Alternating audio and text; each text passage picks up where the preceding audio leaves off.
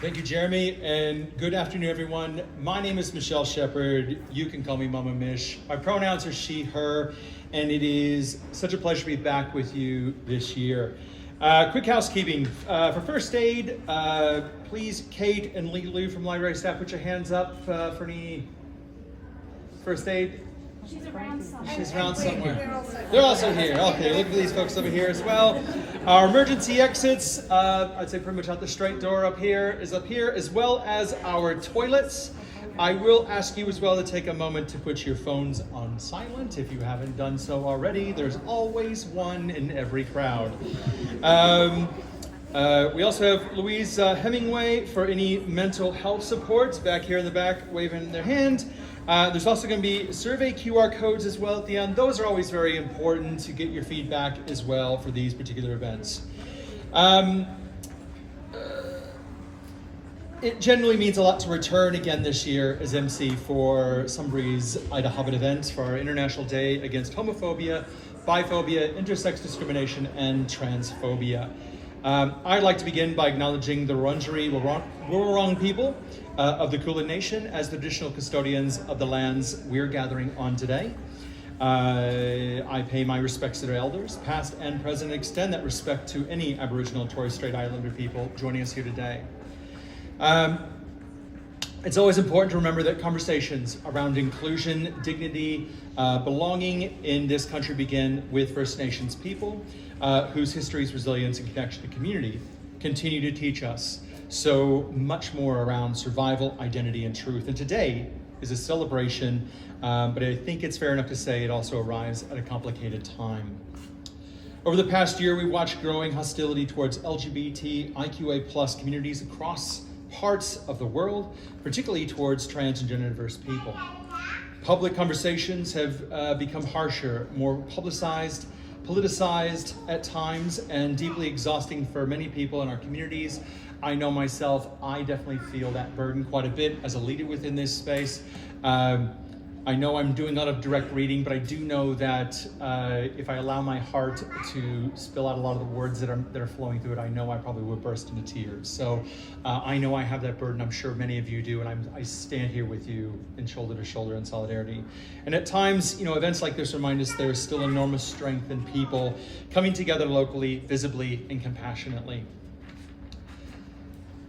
Community spaces like this matter, because they create room for people to feel seen, supported, connected, especially during times when the broader conversations can feel incredibly heavy. But before we begin, it is my absolute privilege to invite our Wurundjeri elder, Anya Net, to provide a welcome to country. Please put a warm welcome together for Anya Net.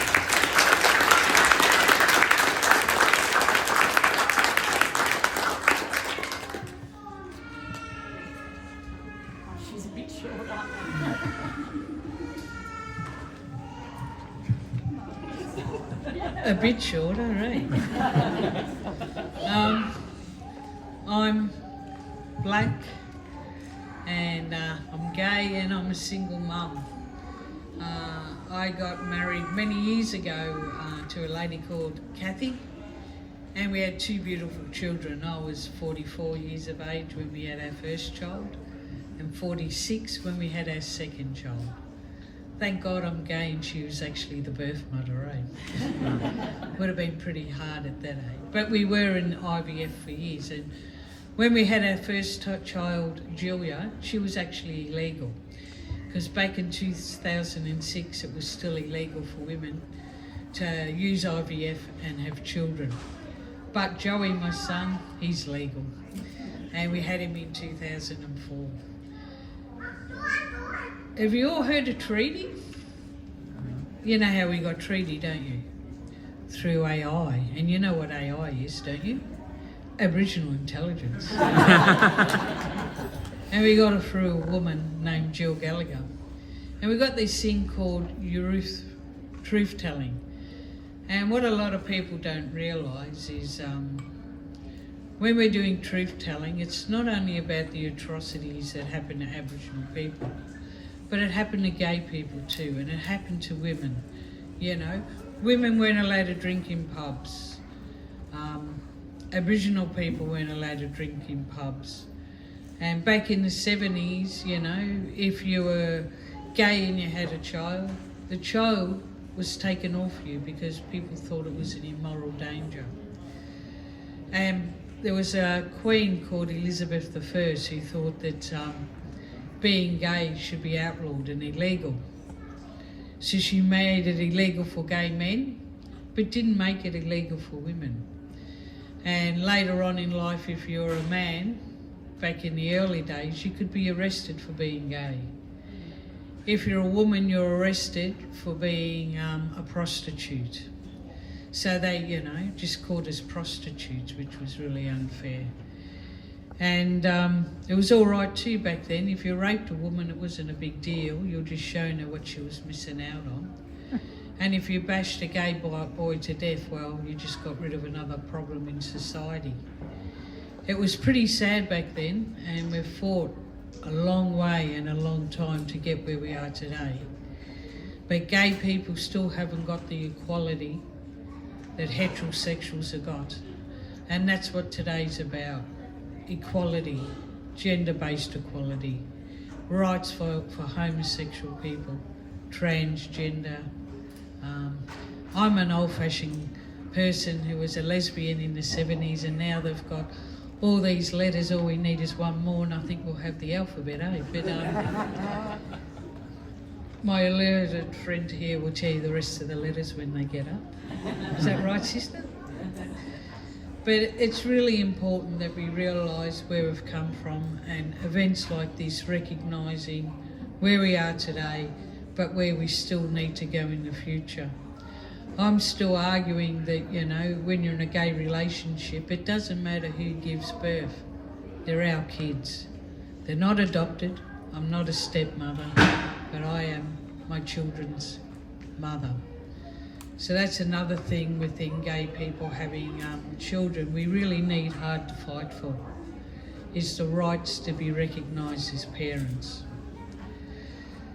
Anyway, enough of that. I wasn't here to talk about gay rights. I'm here to do the welcome to country, but I couldn't help myself. Sorry, guys.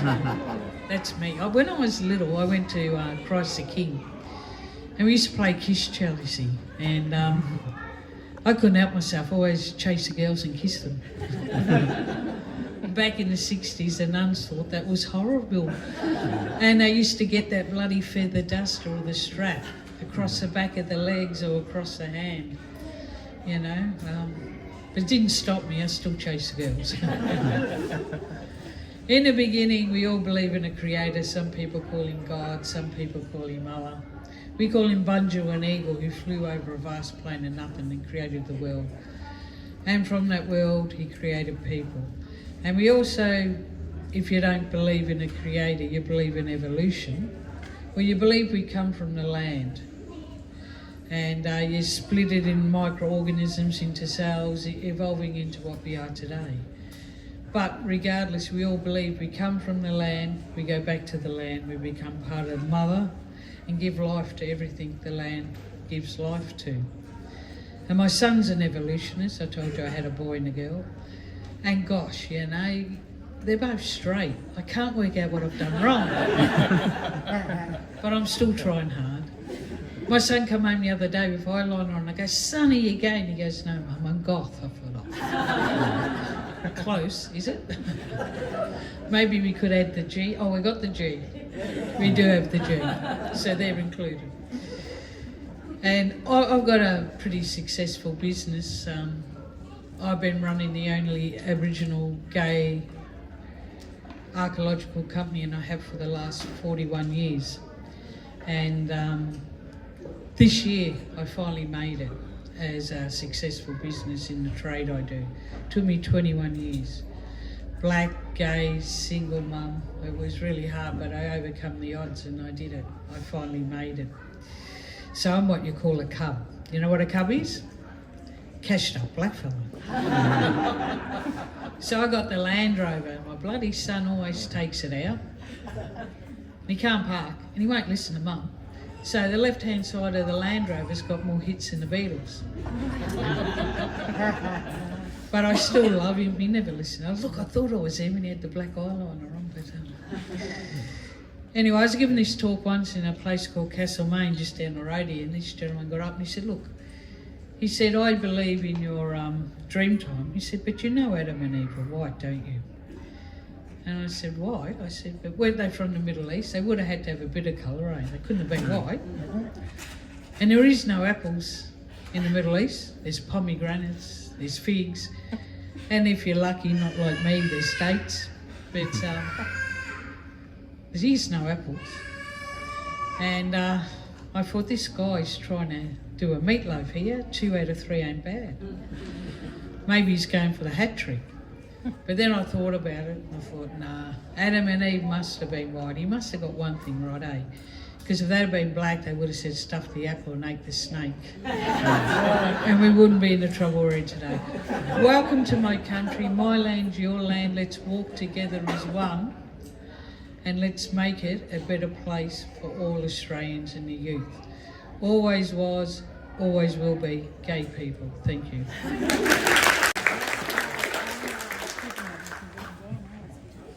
Yeah, definitely a size difference there. Thank you so much, Annette, for that beautiful welcome to country. And I always feel very blessed every time I get to see you. One of these, we do a number of these together, obviously. I've been in this country now for, 23 years, 24 years.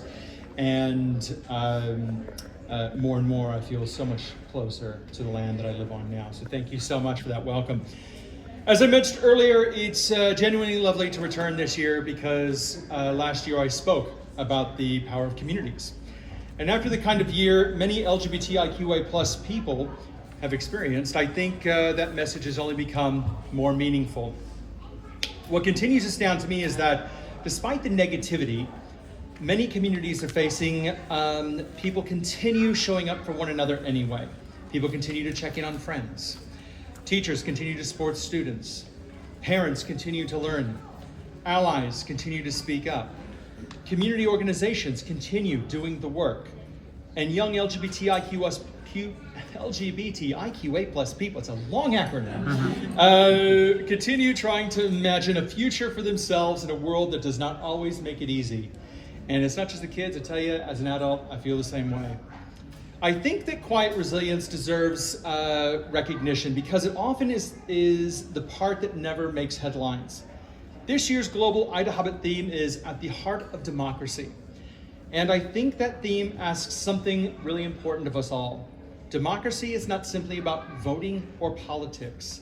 At its core, democracy is about where the people can participate safely and equally in public life without fear of exclusion, hostility, or shame because of who they are. And this includes First Nations people, it includes LGBTIQA plus people, especially intersex and transgender diverse people. It includes young people who are still figuring themselves out. It includes people from culturally and linguistically diverse communities, people of faith and multi-faith communities, and those who are often told they must choose among parts of their identity to belong. It includes people living with disabilities and neurodivergent people, those whose experiences of inclusion, safety, and visibility are often too overlooked in broader conversations around equality. And it includes every person who has ever wondered whether there was space for them to belong. Today is about recognizing both the challenges and the progress while celebrating the people and organizations who continue to build stronger, kinder, and more inclusive communities. Now, enough from me. It is my pleasure to introduce the Mayor of Hume City Council, Councillor Carly Moore. And Carly has been a strong advocate for community connection, inclusion, and local leadership among the Hume region. And we're very grateful for her support of today's event. So please make her welcome.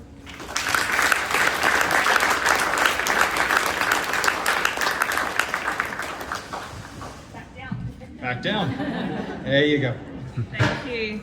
So good afternoon, everybody. My name is Carly Moore and I'm the very proud Mayor of Hume City, and it is my absolute pleasure to welcome you all here today. I thank Auntie Annette for her welcome. I've had the opportunity to hear a couple of your welcomes now, and as always, they are very honest. They include so much truth and a little bit of humour, but thank you for sharing a little bit of you and your story every time. It's a pleasure. I too recognise the Wurundjeri Woiwurrung people, including the Gunnerwillumbullet clan, as the traditional owners of this land. I pay my respects to their elders past and present, and to all Aboriginal and Torres Strait Islander people who may be here today. I also have 3 minutes to speak, so I'm going to skip over the acknowledgements because I believe everybody has been acknowledged. But really, I just wanted to make sure that everybody knew that they are welcome, and it's such a pleasure to see so many of you turn out today. It is really important. Today, we come together in solidarity with LGBTQIA+ communities, raising the rainbow flag as a powerful symbol of belonging, of respect, and of the right for every person to live openly and authentically. IDAHOBIT marks an important moment in history, the recognition of fundamental human rights, but it is also a reminder that equality has been hard fought and that our work is not yet done. We acknowledge the harm caused by past discrimination and exclusion, and we recognise that its impacts are still felt by many today. That is why days like today matter.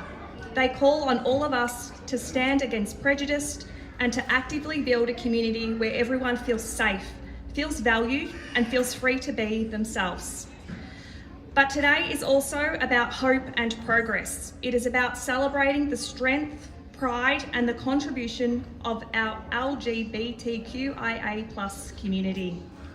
This year's theme, At the Heart of Democracy, reminds us that a truly strong democracy is one where everyone is included, where dignity, equity, and justice are part of everyday life.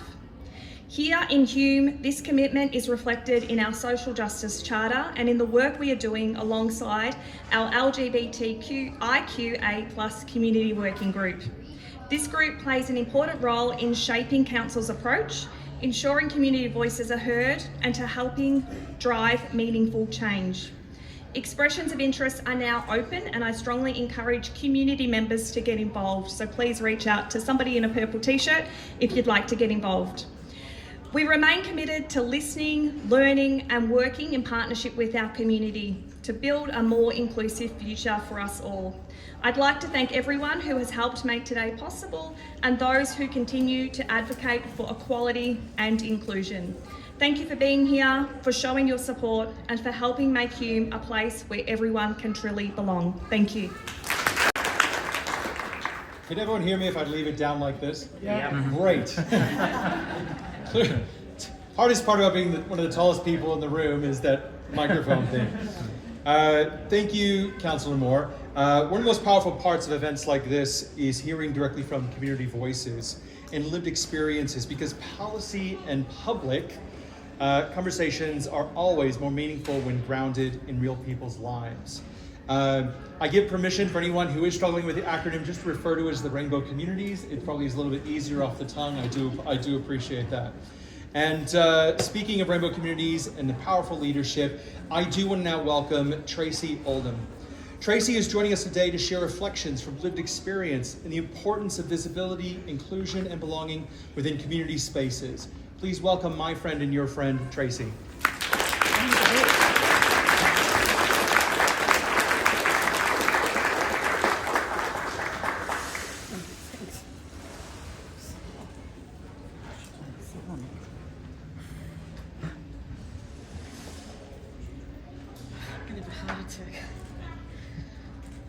Hello everyone.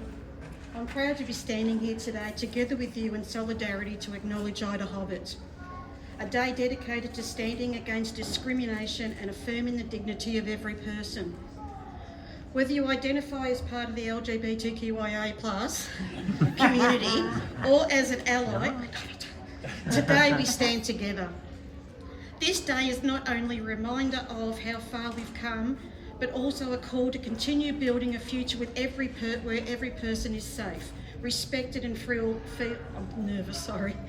free to live openly to themselves. It's hard to believe that only 36 years ago in 1990, the World Health Organization removed homosexuality from the International Classification of Diseases. Until then, homosexuality was considered mental illness. It's equally hard to believe that as recently as 1997, homosexuality was actually illegal in parts of Australia, and that same-sex couples were denied the right to marry. But while laws may have changed and things are improving, the memories of discrimination are still very vivid. The next part is a little bit upsetting, but it's facts, and we need to hear the cold, hard truth. We don't want to whitewash everything. I grew up watching my father suffer because of who he was. His pain was constant and it manifested in fear, violence and trauma. I learned very early in life that being different could come at a terrible cost. My memories of my father are not warm and fuzzy, rather they're painful and traumatic, and they had a big impact on me as an adult. For a time he lived with my foster family I was staying with, and many nights he would come home with his face and clothes saturated in blood.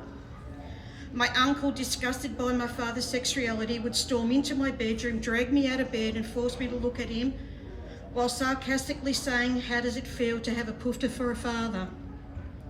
This is what happens to filthy poofters," and then he would bash him. I remember staring at my battered father, trying to understand what the word even meant. I was too young, I'd never heard it, while feeling overwhelming sadness for him. It was too much for a small child to process. My father had been violently assaulted because of his sexuality since he was a teenager.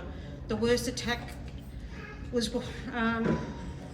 during World War II while he was serving as a soldier. He missed deployment overseas because he was in hospital on life support after being brutally assaulted by military police. He used to take great pleasure in poofter bashing. Witnessing that violence and hearing the ridicule and disgust directed towards him by members of my family taught me to suppress my own identity out of reprisal, fear of reprisal. Like my father, I buckled to convention, and eventually I married a man, moved to Sunbury and had 3 children. We became deeply involved in local schools, sporting clubs and community, and everyone in the town knew us. After 18 years of marriage, we divorced. You can only imagine what the talk was like in Sunbury when I come back from the UK, married to a woman. There's a lot of coffee spat across the table that day. When I told my children I wanted to remarry, I also told them I wanted their approval mattered. Their response was simple: "We love you, Mum, as long as you're happy, that's all we care about." And that's when I knew I'd raised good people. Since coming out in 2011, very little about me's changed. I'm still the same person I've always been. I was moved by the extraordinary kindness and acceptance shown to us by the Sunbury community.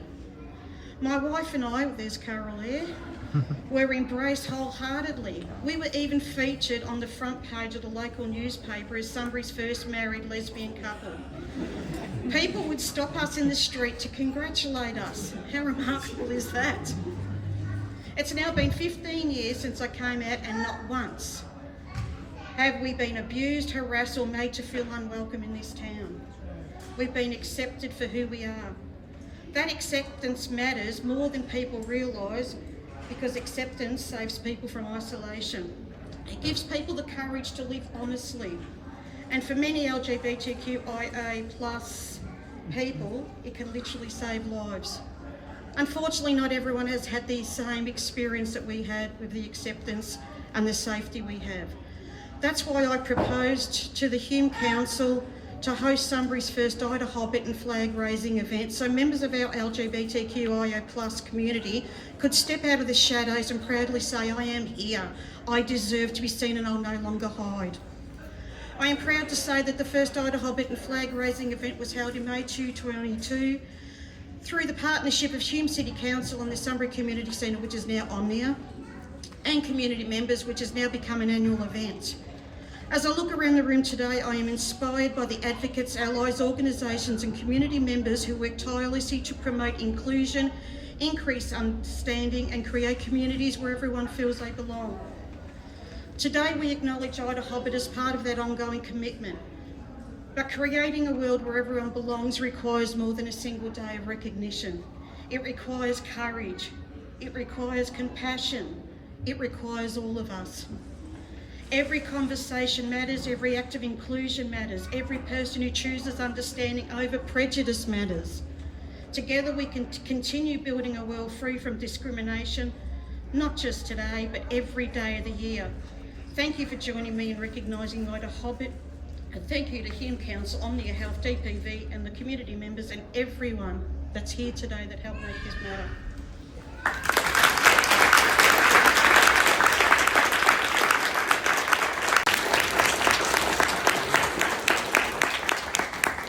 I have to say that I'm really happy with the height of this microphone, so thank you for that. I also apologise for my wardrobe choice and my lack of colour, but I've got my flag up here with me today. Can I join in acknowledging the traditional owners of the land upon which we are gathered and pay our collective respects to elders past, present and emerging. And Auntie Annette, can we thank you for sharing your story?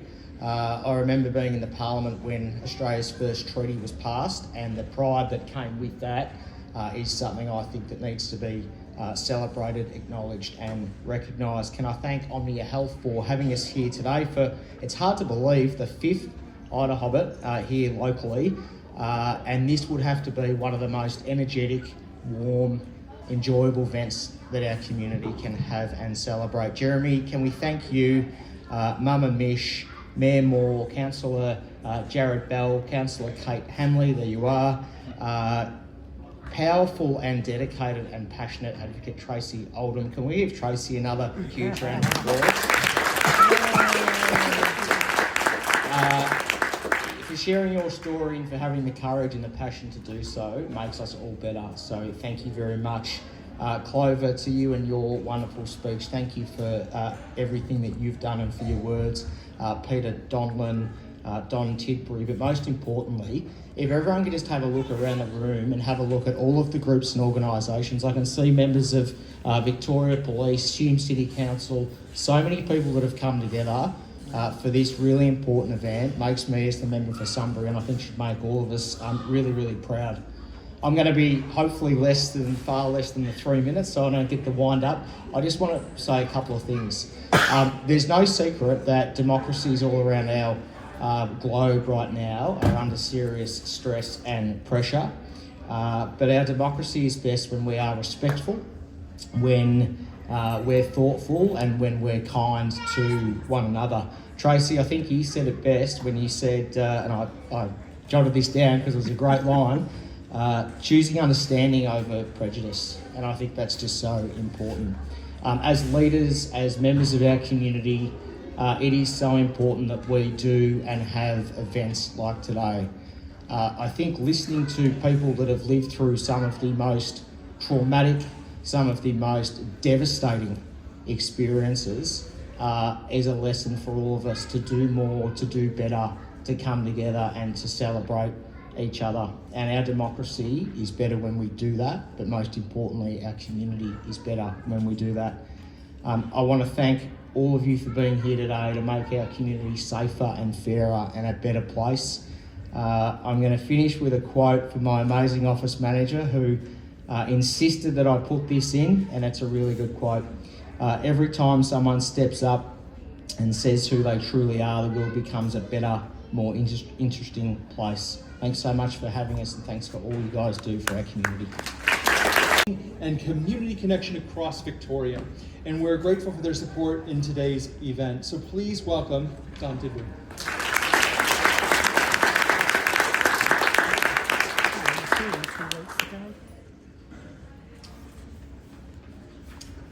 Yes, so good afternoon everyone. Thank you for that lovely introduction. So I'm Don, I'm the CEO of DPV Health. I've been in the gig now for about 7.5 years working with the communities of Melbourne's outer north. I want to begin today by acknowledging the First Nations and Rainbow community elders here today. I affirm my deep respect for you, and I think we can learn so much from you. What a big day today is, and what an amazing event this has been. I think by now we've all heard some powerful reflections about why IDAHOBIT matters, about visibility, inclusion, courage and belonging, and we've certainly heard all of that today. At the heart of all these things is community, which is what makes events like this so special. I was, the words of Tracie and her experiences really resonated for me. It brought back a lot from my own growing up, and I want to commend the leadership Tracie has shown over many years. As a proud community member, Tracie has helped initiate some of the early flag raising events, creating visibility at a time when visibility was not easy, welcomed or safe. So I just want to acknowledge that strongly, Tracie, so thank you.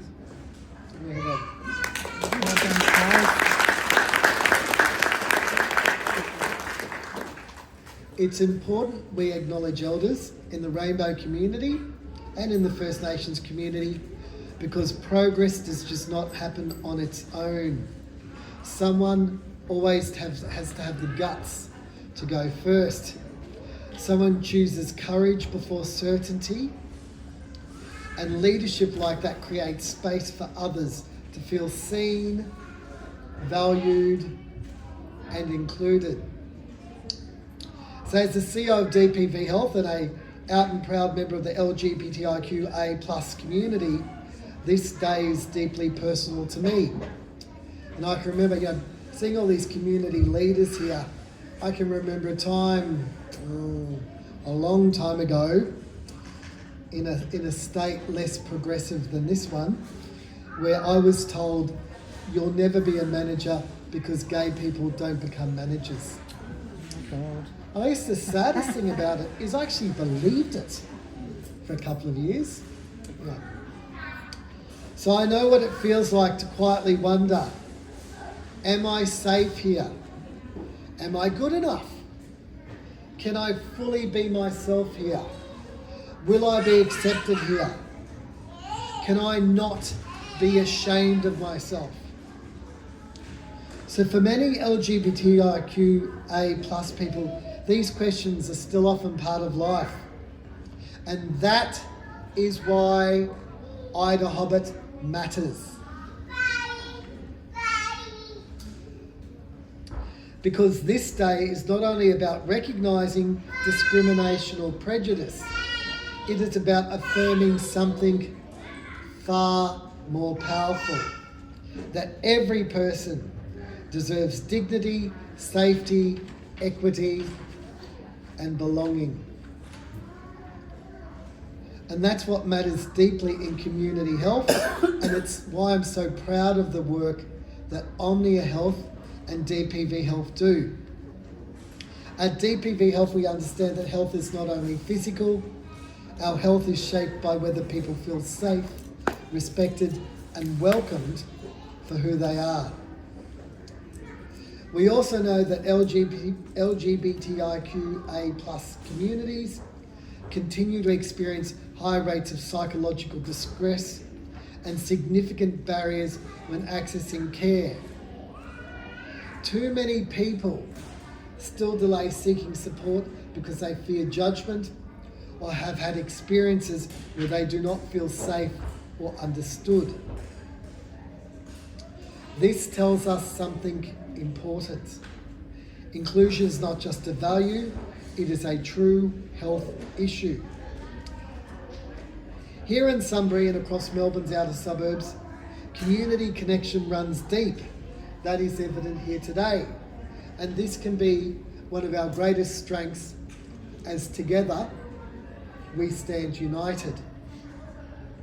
But we also know that for some people, young LGBTIQA+ people, I say all the letters because everyone's important, visibility can still come with fear. Fear of judgment, fear of isolation, and fear of not being accepted by the people around them. And nobody should feel they should leave their community in order to belong. I'll say that again. And nobody should feel that they need to leave their community in order to belong, as I once did, and many of our elders did. So that is why today matters. That is why raising the rainbow flag in Sunbury matters. We're not doing it for the sake of it. It really matters because it sends a clear and powerful message that all of you belong here. You are welcome here and you are safe here. DPV Health first achieved Rainbow Tick accreditation, it's about 6 years ago now, and has been proudly re-accredited. Upholding these standards and making this investment is a clear statement of who we are and what we stand for. Inclusive, client-centred services that support people's lives now and into the future. We hope this commitment is felt in every treatment room, every conversation, and every moment someone engages with us. Because inclusion cannot just be written in policies or strategies, it has to be felt and it has to be seen in our daily lives and behaviours. Now to our allies, thank you for standing alongside our community and helping create a safer and more inclusive community. To our LGBTIQA+ communities, you are seen, you are valued, you are included, and you deserve to thrive just as everyone else does. So as we raise the rainbow flag today, let it stand for more than visibility alone. Let it stand as our long-term commitment to inclusion, equity, and a community where everyone truly belongs. Thank you.